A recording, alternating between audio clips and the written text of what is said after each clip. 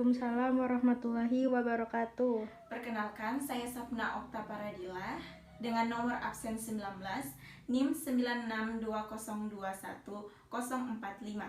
Saya dari kelas 1 PK2, jurusan akuntansi, prodi perbankan dan keuangan.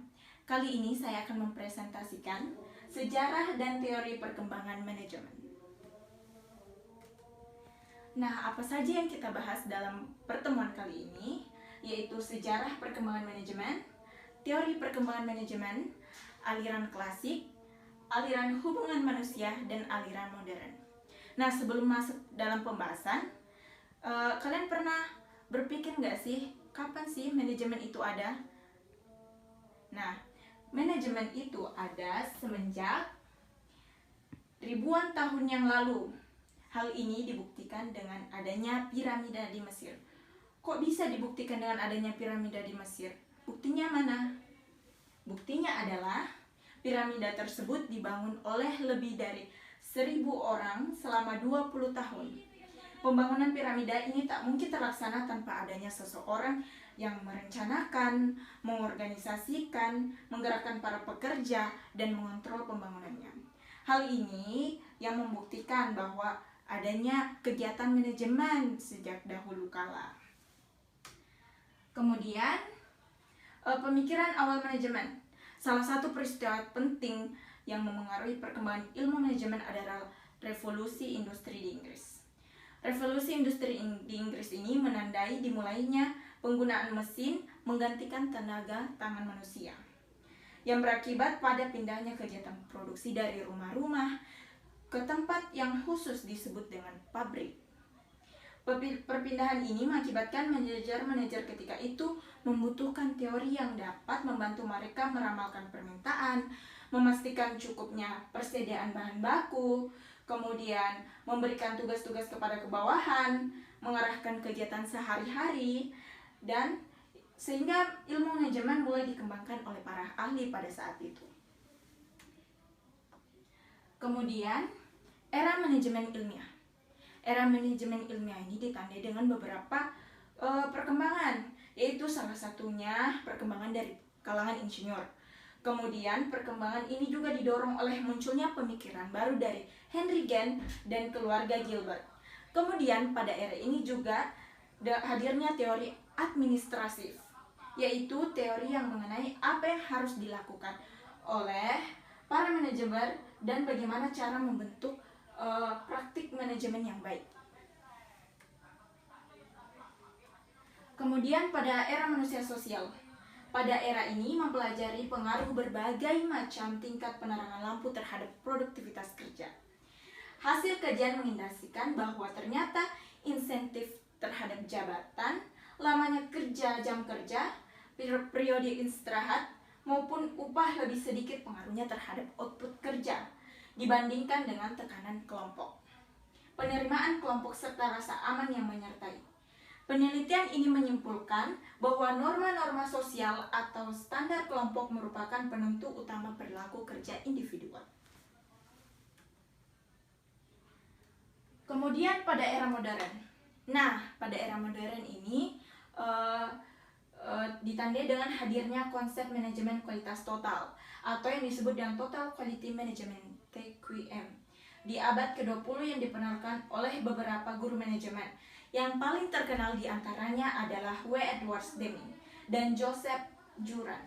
Kemudian, Deming berpendapat bahwa kebanyakan permasalahan dalam kualitas bukan berasal dari kesalahan pekerja, tetapi melainkan dari sistemnya. Nah, ia menekankan pentingnya meningkatkan kualitas dengan menunjukkan teori 5 reaksi berantai. Kemudian kita masuk pada pembahasan teori perkembangan ilmu manajemen. Nah, teori ini terdiri dari 4, yaitu teori manajemen klasik, teori manajemen ilmiah, teori manajemen hubungan manusia, dan teori manajemen modern. Kita akan masuk dalam teori aliran klasik. Teori manajemen klasik, menurut beberapa peneliti, Robert Owen salah satunya, dimulai pada awal tahun 1800-an, Robert Owen bekerja sebagai manajer pabrik pemintalan kapas di New Lanark, Skotlandia. Ia menekankan pentingnya unsur manusia dalam produksi. Nah, beliau juga disebut sebagai bapak personal management modern. Dia mengukakan bahwa melalui perbaikan kondisi karyawanlah yang akan menaikkan produksi dan keuntungan atau laba. Dan investasi yang paling penting adalah karyawan. Itu sangat menguntungkan. Kemudian ada Charles Babbage. Nah, Charles Babbage ini adalah profesor loh. Dia yang menemukan kalkulator. Nah, dia menemukan kalkulator ini pada tahun 1822. Disebut dengan difference machine, alat penambah dan pengurang. Kemudian dia dipercaya bahwa menaikkan produktivitas dari tenaga kerja, menurunkan biaya, karena pekerjaan-pekerjaan dilakukan secara efektif dan efisien.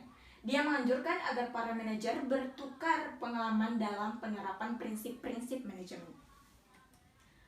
Kemudian kita masuk dari teori manajemen ilmiah. Yang pertama itu Frederick W. Taylor. Ia mulai mengembangkan manajemen ilmiah pada tahun 1900-an. Karenanya dia disebut sebagai bapak manajemen ilmiah.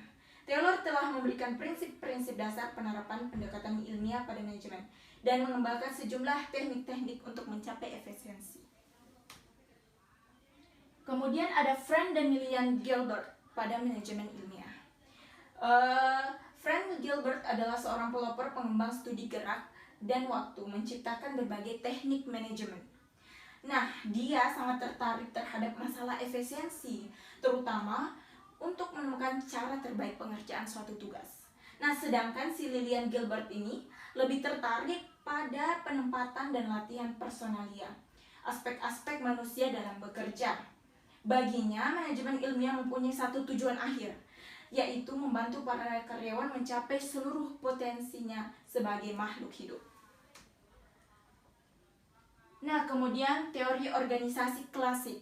Yang pertama, menurut Henry Fayol, yaitu seorang industri dari Prancis, mengemukakan teori dan teknik-teknik administrasi sebagai pedoman bagi pengelolaan organisasi-organisasi yang kompleks.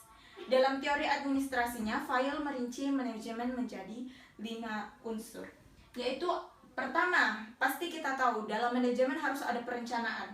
Perencanaan yang kegiatannya untuk membuat tujuan dengan kemudian dengan aturan-aturan yang telah ditentukan tersebut. Kemudian yang kedua ada pengorganisasian. Pasti suatu manajemen harus melakukan pengorganisasian karena pada organisasi semua memiliki sumber daya manusia dan sumber daya fisik yang lainnya untuk melaksanakan suatu rencana agar tujuan dapat tercapai. Kemudian yang ketiga, pemberian perintah. Pasti di dalam suatu manajemen atau perusahaan pasti adanya namanya pemberian perintah. Pemberian perintah ini dilakukan oleh para atasan atau manajer yang harus bisa memerintah karyawan atau bawahan agar bertujuan dari perusahaan atau organisasi berjalan dengan baik.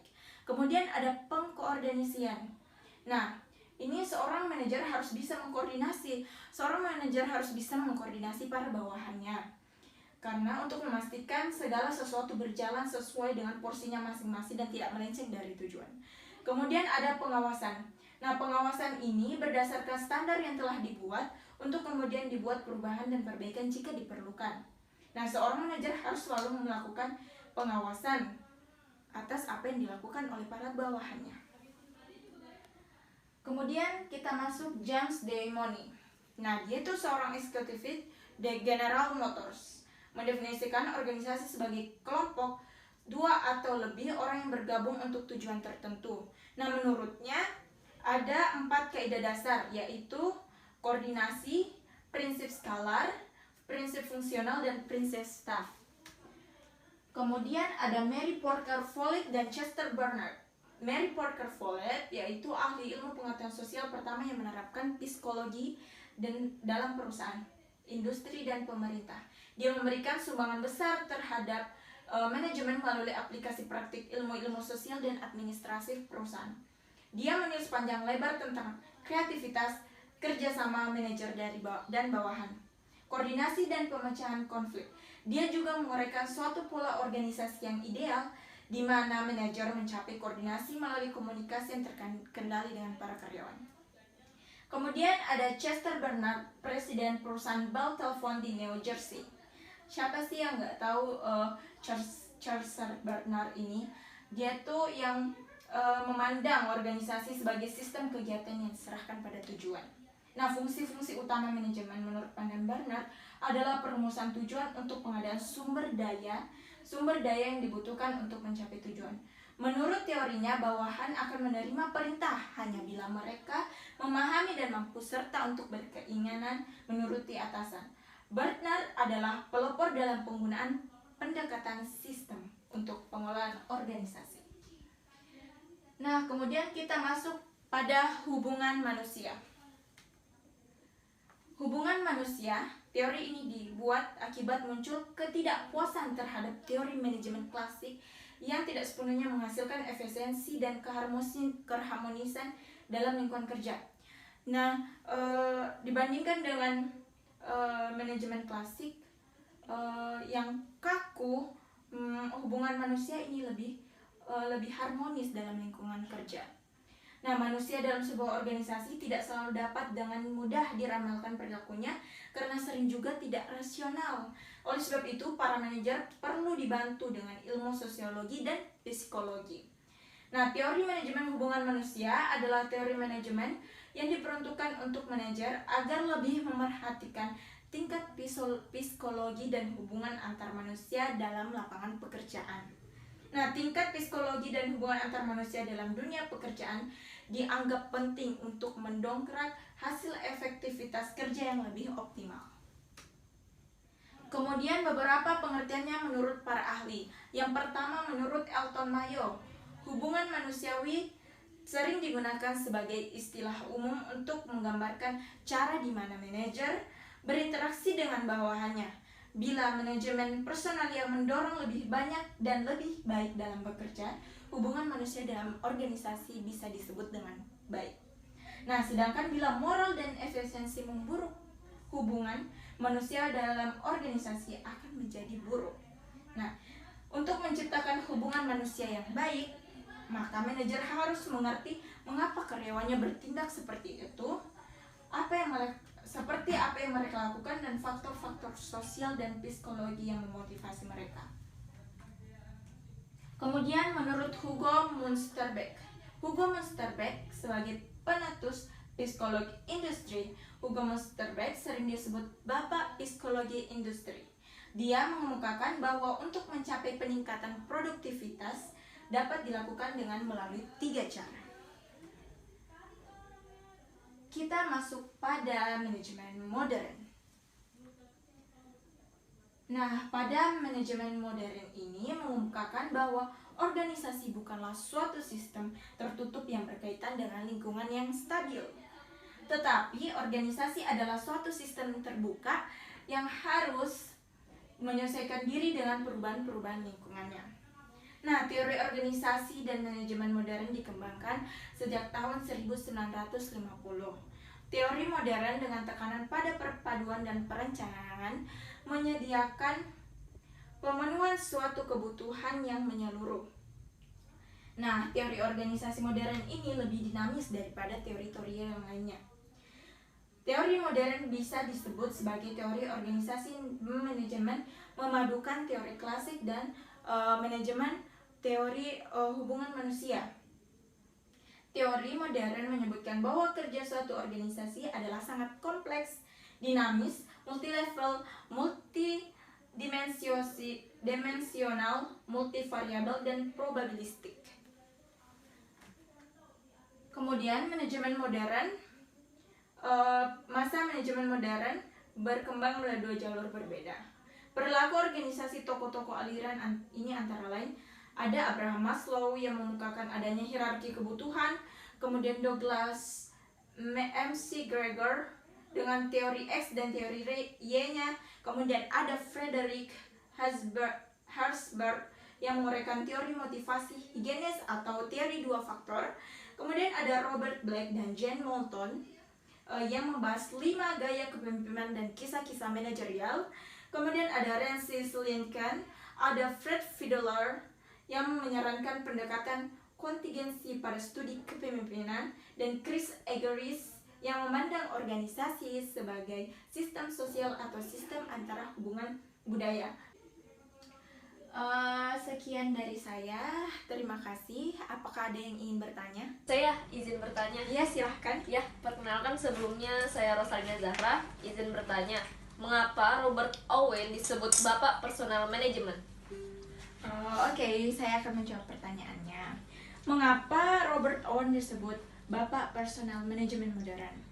Karena pada tahun awal revolusi industri, ketika para pekerja dianggap instrumen yang tidak berdaya, Owen melihat meningkatkan kondisi kerja di pabrik. Nah, kemudian menaikkan usia minimum kerja bagi anak-anak, mengurangi jam kerja. Nah, kemudian menyediakan makanan bagi para karyawan pabrik. Nah, mendirikan toko-toko untuk menjual keperluan hidup karyawan dengan harga yang layak.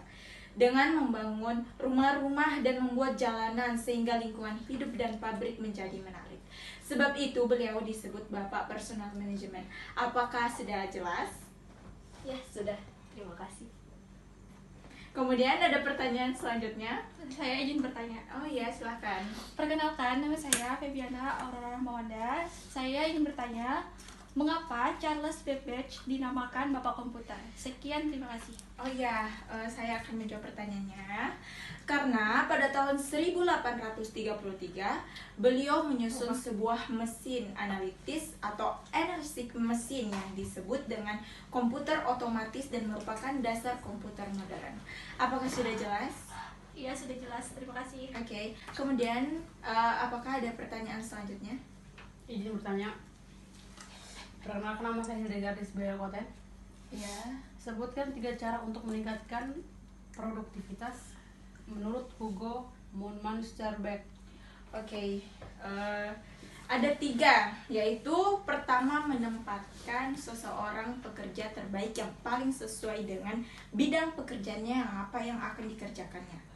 Kemudian yang kedua yaitu menciptakan tata kerja yang baik yang memenuhi syarat-syarat psikologis untuk memaksimalkan produktivitas. Kemudian yang ketiga yaitu menggunakan pengaruh psikologis agar memperoleh dampak yang paling tepat untuk mendorong para karyawannya. Apakah sudah jelas?